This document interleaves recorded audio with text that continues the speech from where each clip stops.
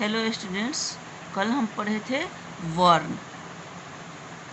कल वर्ण पढ़े थे, स्वर वर्ण और व्यंजन वर्ण।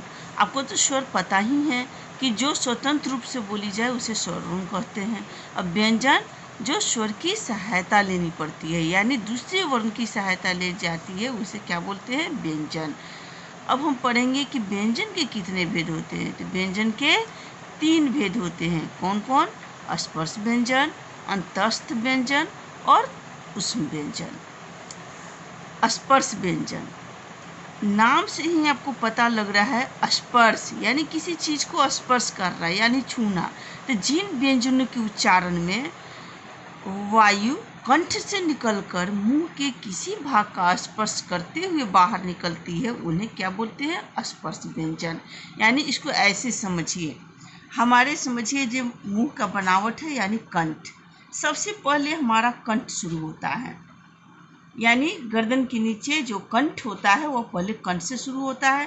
तब आता है हमारा तालु, उसके बाद आता है मूर्धा, तब दंत, तब ओष्ठ।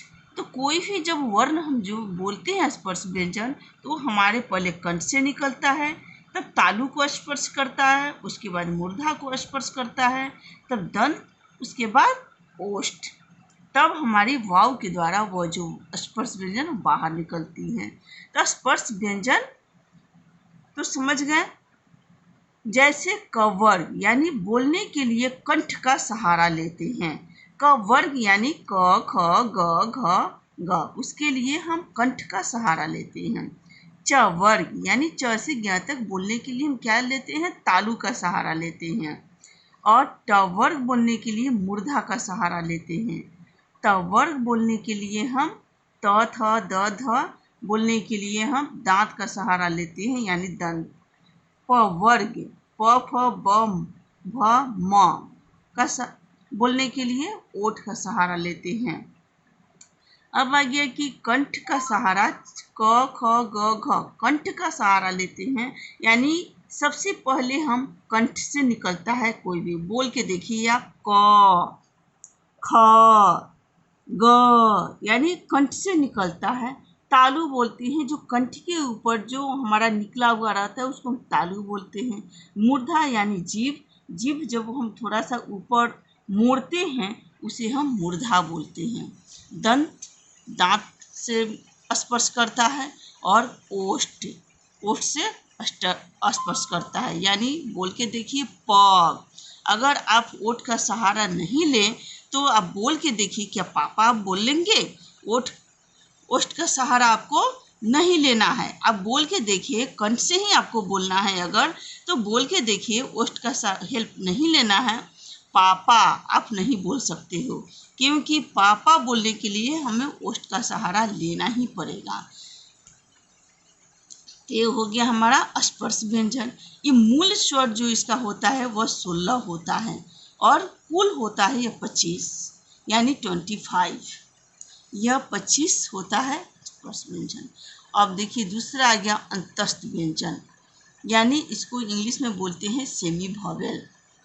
अंतस्थ का अर्थ है मध्य में स्थित, यानी कि बीच में। जिन व्यंजनों के उच्चारण में जीभ मुंह के अंदर के भागों को बहुत थोड़ा सा स्पर्श करती है, जैसे मध्य बोलते हैं कि पहले आपको बताए थे, जो पहले कंठ होता है, तब तालु हो गया यानी मूर्धा, ऊपर से देखिए ओष्ठ, दंत, यानी कि दो नीचे से दो ऊपर से दो, यानी बीच में मूर्धा है। इसी से इसको क्या बोलते हैं? मध्य।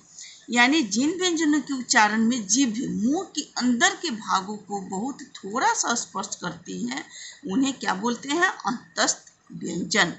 इनकी संख्या कितनी होती है? 4। य, र, ल, व, ये सारे अंतस्थ व्यंजन हैं। इसके बाद हम पढ़ेंगे ऊष्म व्यंजन। ऊष्म का अर्थ है गर्म।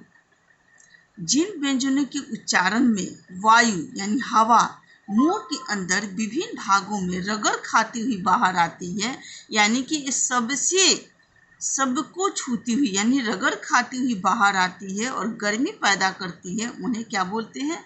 ऊष्म व्यंजन कहते हैं। इनकी संख्या कितनी होती है? 4, यानी तलावे स, मूर्धन स, दंत स, ह, ये सारे उष्म व्यंजन हैं। बच्चों आप बोल के देखिए, इस सारे जो हम चार बोले हैं, इस चार हर चीज को स्पर्श करती है, यानी तलावे श। आप देखिए जीव आपके ऊपर की तरफ तालु में हुआ, उसे मूर्धा से। दंत स, ये दांत का सहारा लेता है, दंत स दांत का सहारा लेता है।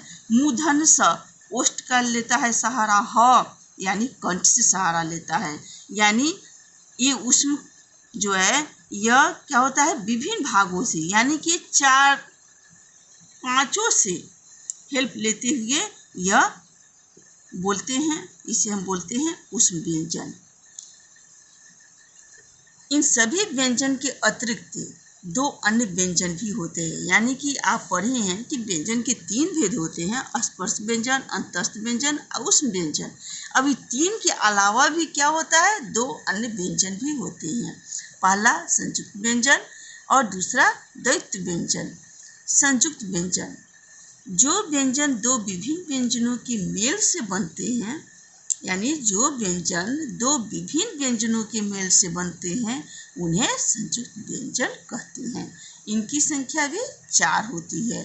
अब देखिए, जैसे पहला हो गया छ, क्या हुआ ये छ। इसको हम कैसे लिखते हैं, आधा क प्लस ये क्या है मूर्धन स, ये क्या बन जाता है मेरा छ।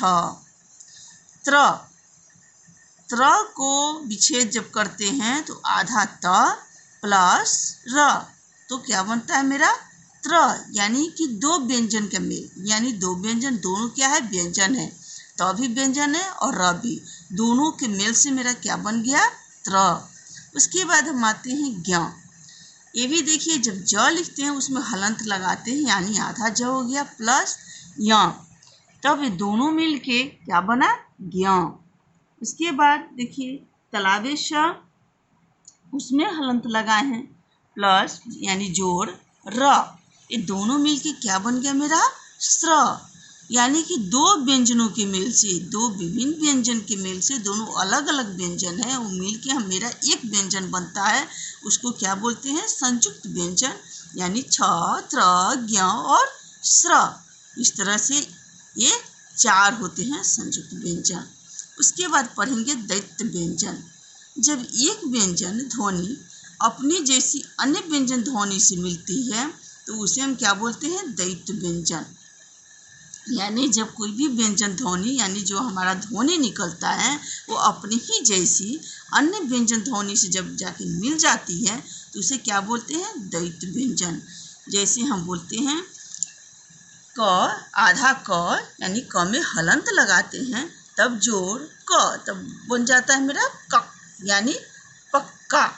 यानी कोई भी चीज में यह जो आधा दो व्यंजन लगा, मेरा एक आधा लगा और एक पूरा, यानी अपने ही जैसा, यानी यहाँ लिखे क, आधा क यानी प्लस जोड़ क, क्या बन गया कप, यानी पक्का। इसी प्रकार च, हलंत लगाएंगे जोड़ च, यानी चच, यानी सच्चा। अब इसी हम बनाते हैं सच्चा, बच्चा, कच्चा। फिर उसी तरह ज में हलंत जोड़ ज, यानी जज, तो क्या बन गया सज्जन। म में हलंत प्लस म, क्या हो गया मम, यानी सम्मान। इसी तरह से हम जो है इस तरह से वर्ड पक्का, सच्चा, सज्जन, सम्मान, हम कोई भी इस संयुक्त द्वैत व्यंजन से जो हम बनाते हैं वो बन गया पक्का, सच्चा, सज्जन, सम्मान। तो व्यंजन मेरा जो है यहाँ पे खत्म हुआ। अब आप समझ गए कि व्यंजन किसे कहते हैं, व्यंजन के कितने भेद होते हैं और दो अन्य कौन से व्यंजन होते हैं, संयुक्त व्यंजन और द्वैत व्यंजन। इसके पहले हम स्वर